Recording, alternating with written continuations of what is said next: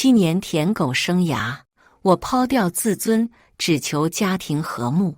当老婆为了追求她的白月光，差点害死女儿时，我终于奋起反击，提出了离婚。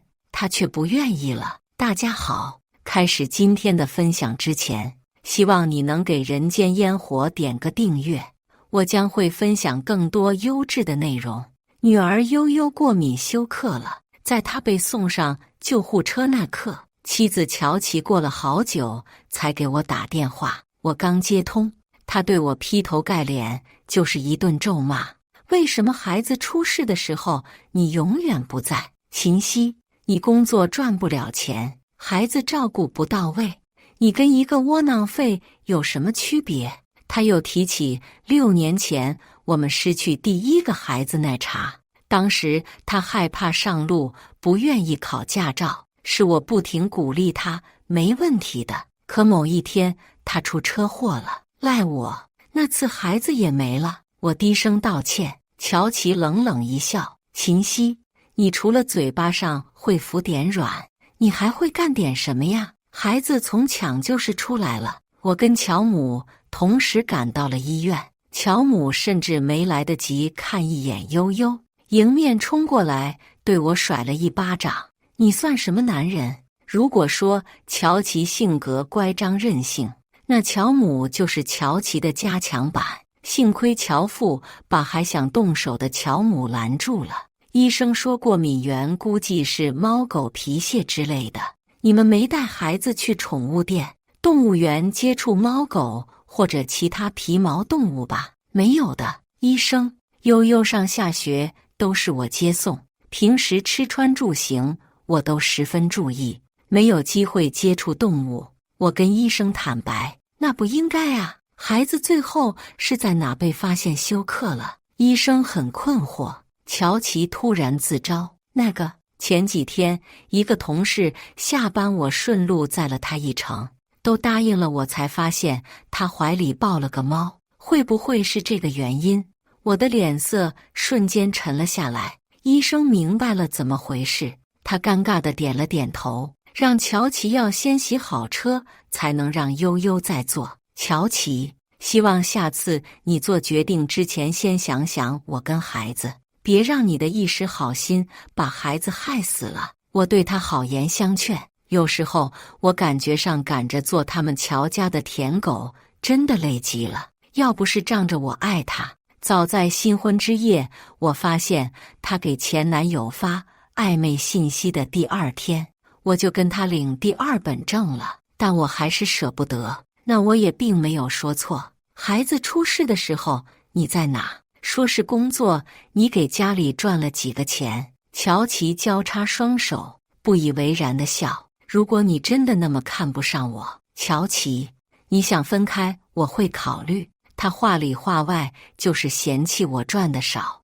而我这几年为了满足他们家一会房子一会车子的要求，我早已精疲力竭了。女儿是我的底线，我不会让任何人有机会伤害到我的孩子，就算那个人是孩子妈妈都不行。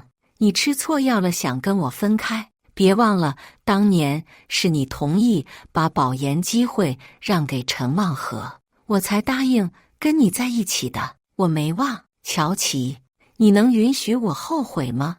自尊被扔在地上疯狂摩擦的日子我过够了。不能，你不跟我道歉之前，别回家了。当天晚上，我简单收拾了行李，就去公司住下了。公司是我的，乔琪口口声声说我没赚钱，说的是我没跟他那些姐妹的老公一样，能随手一挥给他们送几套房子。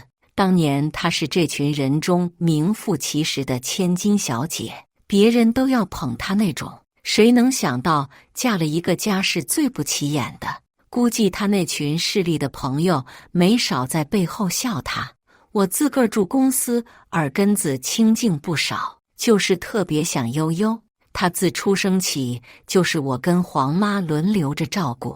至于乔琪，除了把悠悠生下来，刚出月子他就跟姐妹去环游世界了。第3天，乔琪破天荒地给我打电话：悠悠想爸爸了，你什么时候回来？我沉默以对，然后乔琪把电话递给了悠悠，悠悠哭得我心都碎了。明明是大人的恩怨，却让我心爱的女儿受折磨，我只能妥协。乔琪，我可以回家，找个时间我们谈谈吧。好，本来我没期待经过这几天乔琪对我会有什么变化，可是我一回家，乔琪牵着悠悠出来时，我的心的确软了不少。漂亮的老婆，乖巧的孩子，这不就是每个男人的梦想吗？老公，生日快乐！乔琪亲了我脸颊一口。爸爸，你想不想悠悠？我好想你。当小棉袄可怜兮兮地跟你撒娇时，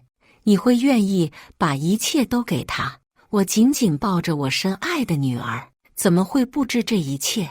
我望着满屋的气球，还有桌子上的蛋糕，问：每年生日都是我给乔琪安排的生日惊喜，这是第一次，用心的人变成了乔琪，喜欢吗？你不就要一个台阶下？我给你了，回来吧。即使道歉，乔琪对我的态度始终是盛气凌人的。最起码今晚我看到了他的改变，我真心地说谢谢。后来我们来了一场大汗淋漓的床事，夫妻床头打架床尾和。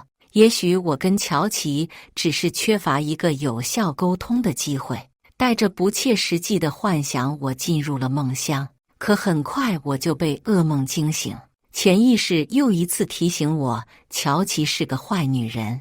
梦里我回到大学，我给乔琪送饭，她当着所有同学的面把热汤扣我头上了。我不敢生气，还傻乎乎跟她道歉，怀疑自己做错事了，才惹到了乔琪。后面她才恶劣地跟我坦白，让我被笑了1年的行为，只是跟陈望和打赌我会不会生气罢了。听完我顾不上自己的伤心难过，甚至还担心乔琪的手有没有烫伤。当年我可太作践自己了。床上乔琪的位置空了，我下床去找，经过书房时，里面隐约传来了笑声，是乔琪在跟别人通电话呢。强强，我年纪大了，蹦不动了。乔琪这样对着电话说。这个强强是他的一个女性朋友，我也见过几次。我刚要离开，就听见乔琪提到了那个男人的名字，跟阿和见过了，前几周在路上碰到了，就让我送他一趟。哎，我女儿真他妈多事儿。阿和抱着猫刚坐上去，我女儿就一直喊难受害，我都没时间跟阿和多相处。后面的话我没耐心再听，因为当我反应过来，我早已经死死扣住乔琪的脖子了。我怒气冲天，逼问他：所以悠悠出事那天不是送同事，是带我女儿去见你的奸夫，你放开我！秦溪，你弄疼我了！乔琪不断挣扎，我怒极反笑，劝你实话实说，不然等我查到，我不会放过你们这对奸夫淫妇的。我跟阿和什么都没有，大半夜你发什么神经？待会吵醒女儿了，悠悠差点死了，你怪她多事打扰了你跟情人叙旧。世界上怎么会有你这样的母亲？乔琪，虎毒尚且不食子，你的心怎么这么狠？乔琪一口咬住我的虎口，顿时我吃痛放开了他。乔琪，我们完了，你敢威胁我？乔琪尖叫一声。秦溪，我告诉你，你一辈子都欠我的，不管是你的事业还是孩子，你都欠了我的。你现在想拍拍屁股走人，没那么容易。当年创业初期，没有任何一家银行愿意给我们这种小公司投资，但乔琪爸爸借了我第一个100万，我始终心怀感恩，所以后期不管乔琪如何作妖，我都打落牙齿和血吞了。可到了今天，我只有深深的无力。今天看乔琪撕心裂肺的样子，我直犯恶心。也许在互相折磨的日子里，我不再爱乔琪了。在我挣到第1桶金的时候，我就把钱还清了。乔琪，我只要悠悠，至于以后你爱跟陈旺和张旺合在一起，我不管。你这是要跟我离婚的意思？你说呢？好啊，是你说的，别到时候不舍得又在我家门口长跪不起。你不要脸我还要呢，没出息的玩意儿。他啐了一声，又提醒了我，某次他被我发现跟别人暧昧不清，于是我提分手。后来竟是我在他家门口跪着求他原谅，当初的我真他妈犯贱。我拿了车钥匙给金秘书打了个电话，问他在哪里。我实在是郁闷，想找个人喝酒。等到了酒吧，金凯已经左拥右抱上了。他一向风流属于完全不理解我为什么由始至终吊死在一棵树上，帮我找个好一点的离婚律师。趁金凯眼睛还算清明，他还没喝多，我赶紧跟他说这件事。怎么，你终于放弃乔琪了？谢天谢地，乔琪跟我的事，金凯门而清。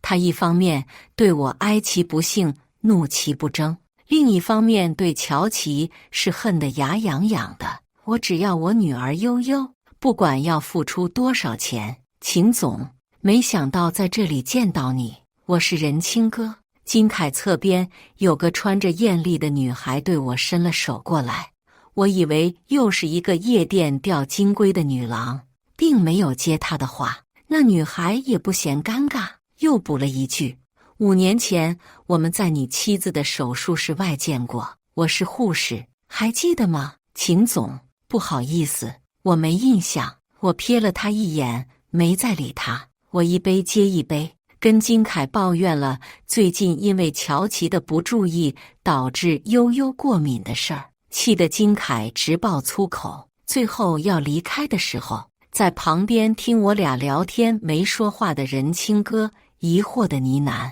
这秦总有几个孩子啊？金凯一听乐了，戳着仁清哥的脑袋瓜子：感情你在国外上了几年学中文，都退步成这样了，听了那么久，连秦夕有几个孩子都没听明白。哎，别动手啊！5年前他妻子车祸，当时肚子里不是怀了一对双胞胎吗？怎么只剩下一个孩子了？这句话猛地引起了我的注意。任小姐，你说你是5年前我妻子车祸手术室的护士吗？我停下来问他。仁清哥点头，如假包换。怎么了？我哼笑一声。那你记忆力实在是不好，才会忘记我妻子车祸之后，孩子也流产了。仁清哥愣住了，歪着脑袋，似乎认真回忆了一遍。他当时只是惊吓过度晕了，手臂也做了缝合。因为那是我第1次当遗嘱，所以病人的情况我记得很清楚。肚子里的孩子没事。秦总，记错的人是你。什么？当年我刚下飞机就被医院通知我乔琪出车祸了。我匆忙赶到医院，迎来的是岳母的咒骂。当时我跪在地上，一直到手术室的灯熄灭，直到医生出来摇头对我说：大人很好，孩子保不住了。我当头一棒，当场给了自己几个大耳刮子。那会儿我真恨不得自刎谢罪。乔琪不擅长开车，家里也有司机，我为什么非逼他考驾照？肚子里的宝宝还不到3个月，我为什么要去出差？都怪我，那么难的日子我都挺过来了。现在你告诉我，孩子还活着？拿到当年的医疗记录之后，我先让黄妈带孩子出去。我把熟睡中的乔琪一把抓了起来。5年前，我们的双胞胎车祸之后还活着，现在他们在哪里？乔琪一开始拒不承认，直到我甩出乔琪私自流产的证据。他不会想到，当年我傻里吧唧相信了几年后，我竟还会派人重新调查这件事。所以你买通了医生合伙骗我，杀了我的2个孩子。既然你不爱我，为什么要怀我的孩子？既然怀了，为什么要杀了他们？你这个毒妇！血液在我的身体里叫嚣着要把面前这个女人杀了。我掐着乔琪的下颚，渐渐用力。我太恨了！一声电话铃声打断了我，我没接听。紧接着，一条信息进来了。乔琪在旁边咳嗽，她双腿一软跪了下来。对不起，老公，当时是我太不懂事了，欠你的孩子我会还给你的。我们不是有悠悠了吗？我们还会有第二个孩子的，我给你生。我一遍遍翻着私家侦探找的资料。他跪在地上，跟我一个响头一个响头的磕，血流了满面。你还有什么瞒着我的没有？我们一次性算清楚。这段时间我真的害怕了，害怕自己又发现你一些什么秘密，来啪啪打我的脸。告诉我，7年真心为了狗。乔琪抬起头握住我的手，我甩开了，他便不敢再坚持。没有了，老公，从今天起我会改的，我们一家3口好好过日子吧。我厌恶地闭上眼睛，又重复了一次，真的没有了吗？乔琪坚定地摇头。我的心死了。私家侦探调查的结果让我从头凉到脚，精彩的还在后头。离婚吧。许久过后，我开口说，小时候父母两边都不要我，所以我是跟着两边的亲戚长大的，吃百家饭，讨百家嫌。于是我暗自发誓，一旦有了孩子，绝对不会让他过上缺爹少妈的生活，再难我也得给孩子一个完整的家。可乔琪碰到我的底线了，给你3天时间，马上搬出我的公寓，不然我会叫警察。说完，我打电话吩咐黄妈，让她把自己跟悠悠的随身衣物带好，我们暂时搬到酒店住几天。乔琪在我身后哭得撕心裂肺，我只觉得厌烦，不懂自己当年怎么会脑袋进水爱上他了。3天过后，乔琪果然还没离开，他可怜兮兮的，一见到我就开始哭。我一句废话不想跟他多说，想打电话报警，乔琪却轻轻拉住我的手，阻止了我。秦夕，乔父从楼上走了下来，我应了声。这家里也就乔父把我当人看，乔琪竟把他爸爸搬了出来。你们年轻人吵架没必要惊动警察吧？就是，乔琪都道歉了，他哭成那样，你作为丈夫的不心疼？我们是他父母会心疼他，乔母也来帮腔。哼，看来他们还不清楚是怎么回事。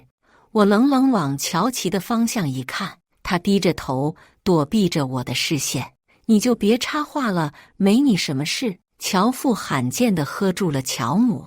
秦夕，你说说是怎么一回事？乔父还算心平气和，我准备跟乔琪离婚，至于理由，当着大家的面让乔琪说吧。乔琪一听跪了下来，是我不好。5年前我骗秦夕孩子是车祸时候没有的，其实是车祸之后我偷偷把孩子打了，当年我还没有准备好要孩子，对不起，秦夕，我会改的。乔母想把乔琪拉起来，被乔父喝住了，乔母只敢干着急，不敢上前。秦夕，乔琪说的是真的吗？就为这事，这婚就非离不可吗？乔父的声音里染上了些怒气。我冷哼一声，话是对着乔琪说的，我给你机会让你跟你父母坦白，不是让你继续谎话连篇，把我跟你父母耍得团团转的。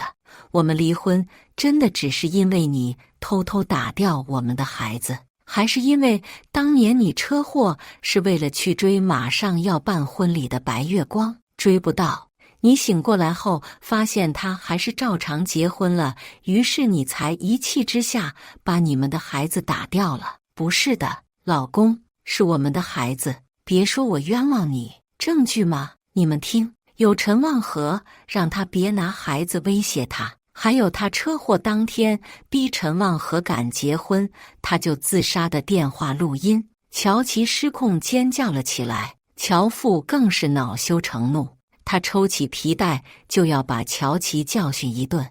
一时间屋内一片混乱，乔父的皮带不知道抽的是在乔琪身上还是抽在了扑过来挡的乔母身上。不一会，两个人身上都血迹斑斑了，真是狼狈之至。我冷眼看着，然后把他们一家请了出去。即便如此，乔琪还是不愿意签字离婚，我们只好先分居。我带着悠悠，他总借口想孩子过来。我不反对他俩见面，只是对于跟乔琪的交往界限我很注意。直到有一次，悠悠晕倒被送进了医院，我才明白，真是有其母必有其女，真是奇葩他妈给奇葩开门。奇葩到家了。那天悠悠放学回家，黄妈跟邻居站着聊了会天，悠悠突然冲到路中间，要捡个飞到半空中的艾莎公主气球。卡车司机一时没看见，撞了上去。等到医院的时候，悠悠大出血，说要紧急输血，但她是熊猫血型，就算从最近医院送血过来，也得3-4个小时。我马上联系了乔琪，可我们两人的血型都不匹配，我急得在原地打转。就在这时，乔母问我愿不愿意跟他做一个交易，他有办法可以救悠悠。我重重点头，要我做什么都可以，要钱还是我的命都给你。乔母低声说，我带个人过来给悠悠输血，但这个人你得保密。乔琪爸爸不知道有这个人的存在，我不要你的命，也不要你的钱，只要你跟乔琪重归于好，能做到吗？乔琪，你也希望你妈拿悠悠的生命威胁我跟你重新在一起吗？我简直不敢相信。乔琪低着头没说话，是默认的意思。呵，真是太好笑了，我也就笑了出来。你们两母女太恶心了，我差点要点头。千钧一发之际，旁边一个护士探出了头来，秦总，抽我的吧，我也是 Rh 阴性血，没想到是仁清哥解了我的燃眉之急。你不行啊，前几天你才抽了一大管，再抽你身体会出事啊。另一个护士小声阻止了他。我认真想了一下，跟仁清哥再三确认，他却摆手说没关系，希望能帮到悠悠，跟你。他的话语中似乎意有所指。说完，他跟医生去做抽血准备了。谢天谢地，我的悠悠抢救过来了，这会我才有精力跟乔家母女清算这笔账。悠悠是你的外孙女啊，你在她的生死关头不想着救她，想的是可以利用她跟我谈条件。我告诉你，如无意外的话，等悠悠醒过来，我不会再让孩子见你们了。从此之后，悠悠没有外婆，没有妈妈。乔琪泪眼朦胧地求我，对不起，秦溪，我只有这个办法能让你回到我身边。其实就算你不同意，到最后我怎么可能不救悠悠？她也是我女儿啊！你是怎么有脸继续睁眼说瞎话的？刚才医生说15分钟再不输血，孩子就要死了。他妈的！看着这张假惺惺的脸，我都想打女人了。他们又一次刷新了我对人性的底线认知。我一刻都不想再与乔琪周旋。悠悠出院之后，我请了离婚律师跟乔琪打官司，分居2年才能离婚。我等不起了，即使官司要打上1年也好，早一天离婚我心里都没那么膈应。这回我请离婚律师帮我调查乔琪的时候，我多放了个心眼在乔母身上，这可是被我发现了一个陈年大瓜。果然不是一家人不进一家门。我联系了乔父，他一见面热情地握住了我的手，而后又叹了一口气，秦溪，是我们家对不起你，那么多年你受委屈了。乔父极少参与我跟乔琪的家事，说的最多的也是劝乔母，儿孙自有儿孙福，少管闲事对他们才是最好的。至于乔琪每次回家哭着要他们帮出头什么的，他也是劝乔琪，秦溪性格那么包容，你都能跟他吵成这样，你得反思自己。姓乔的全家只有乔父没有对不起我。相反，当初那100万是他拍板借给一穷二白的我，不是为了乔琪，而是单纯的看好我的能力。我始终感恩。伯父听过涂维天这个名字吗？不怎么熟悉。怎么了？涂维天是伯母的前男友，他们这些年一直断断续续在联系。您请看看这份文件。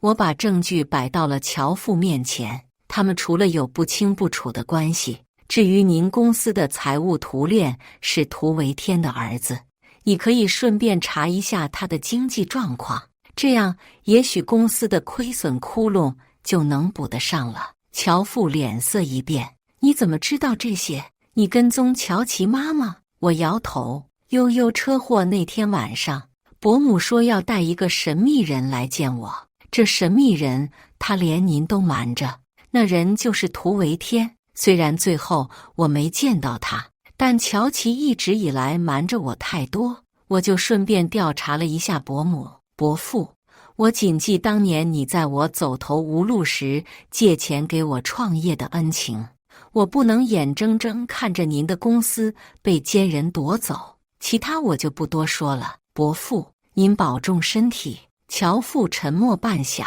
点了点头，咬牙切齿地说：我不会放过他们的，他们是谁我不知道，现在我只想带着悠悠好好过自己的生活。那天仁清哥给悠悠输血太多，最后是在医院养了好几天才出院的，我请人照顾了他好几天。我问他为什么要帮我，他笑着说：救人一命胜造7级浮屠呗，不是吗？你不救悠悠，我的前岳母也会救他，只是有条件而已。仁清哥突然认真了起来，你怪我没给你机会跟前妻复合，那我是多管闲事了吗？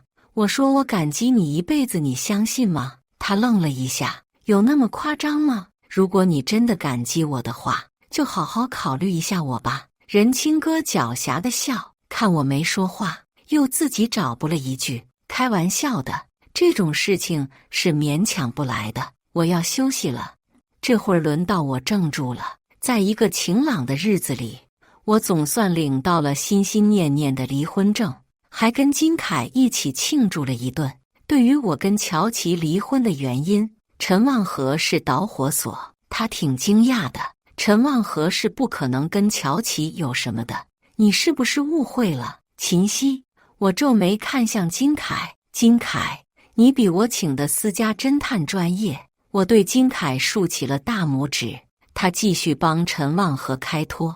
毕业典礼那天，大家都喝趴下了，乔琪在男厕所堵住他告白。妈的，你是没见到陈望和那副吞了死苍蝇的表情。他劝他自重。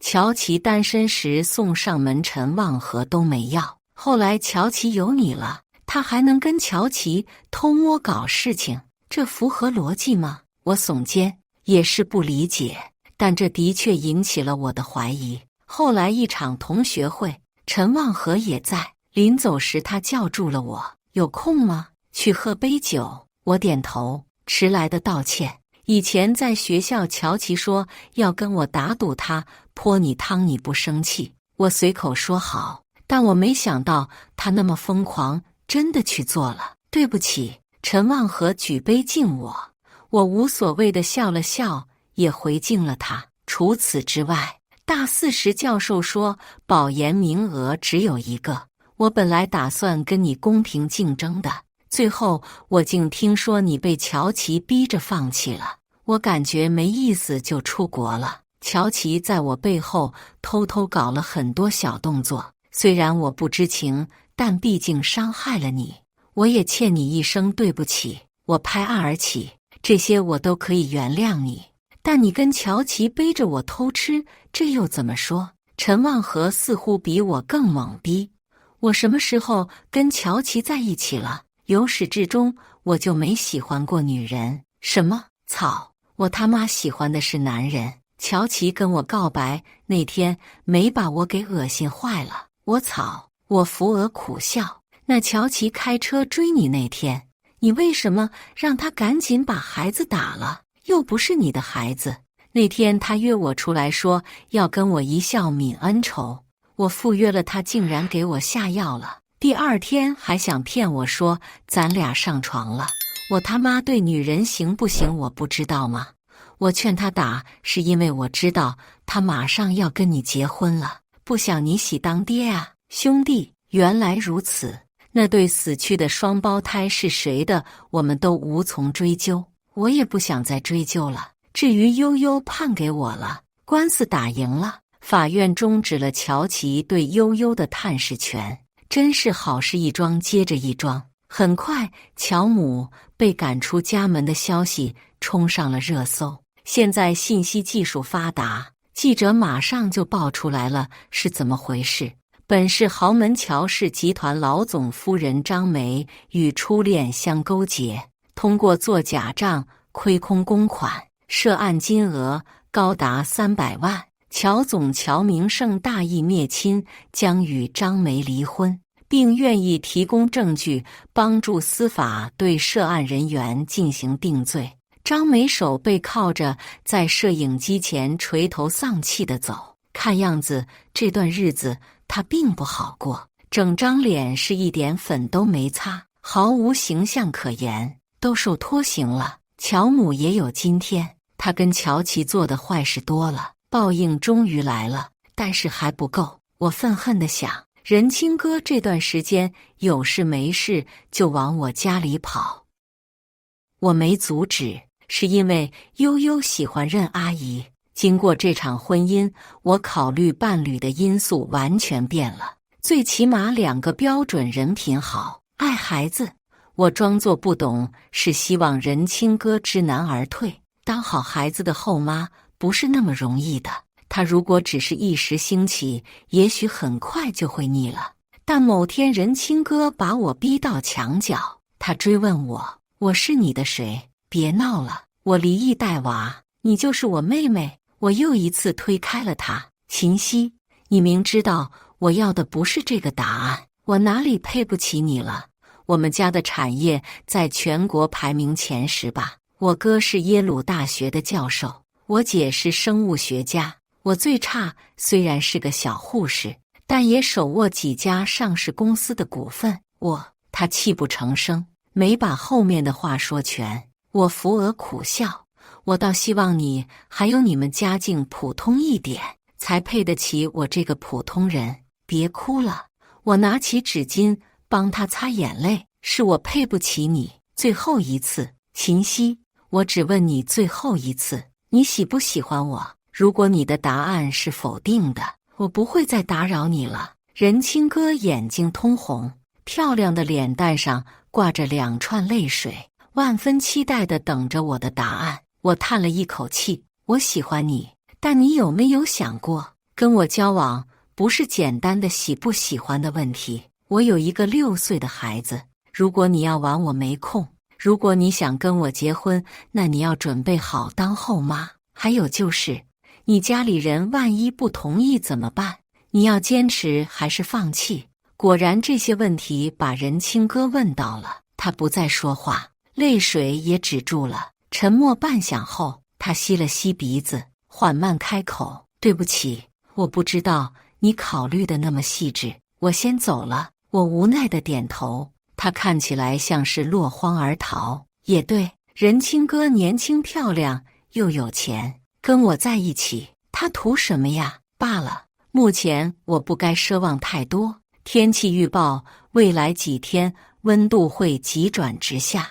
我想着悠悠体质差，又得小心感冒了。忽的一则插播的紧急新闻弹了出来。半小时前，经济犯涂维天在运往青山看守所途中逃窜，请各位居民注意，一旦发现有嫌疑人，请马上报警。谢谢。电视右上角还附上了涂维天的大头照，我心底隐隐感觉不安。没想到晚上就出事了，出动了那么多警察找不到人，原来他一直埋伏在乔氏集团楼下，就等乔父呢。